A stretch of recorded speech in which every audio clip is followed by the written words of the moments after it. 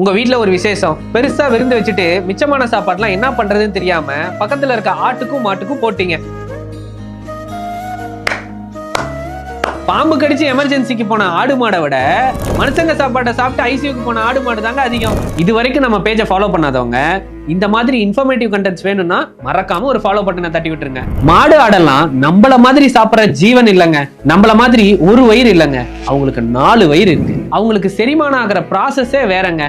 ஆடு மாடெல்லாம் அவங்க சாப்பிட்ற புல்லு ஃபைபரு இதெல்லாம் பொறுமையா டைஜஸ்ட் பண்றதுக்கு அவங்க வயிற்றுல நிறைய குட் பாக்டீரியா இருக்குங்க. இப்படிலாம் இருக்கிறப்ப நீங்க பாட்டுக்கும் இட்லி, பொங்கல், சாதம், பிரியாணி, பிரெட் இதெல்லாம் ஆட்டுக்கும் மாட்டுக்கும் போட்டீங்கன்னா ஒரு நல்ல ஸ்லோவான சிஸ்டம் மொத்தமா கொலாப்ஸ் ஆயிருங்க. இதை தாங்க நாங்க ஆடு மாடுலயும் அசிடோசிஸ்னு சொல்லுவோம். இதனால மாட்டுக்கு ஃபர்ஸ்ட் வயிறு வலி வரும், டயேரியா வரும், வயிறு உப்பி போய் டெத்துல கூட முடியறதுக்கு வாய்ப்பு இருக்குங்க. இந்த சினேரியோவை பொறுத்த வரைக்கும் அந்த மாடு எவ்வளவு சாப்பிட்டுருக்குங்கிறத பொறுத்து ஓவர் நைட்ல கூட இறந்து போகலாங்க.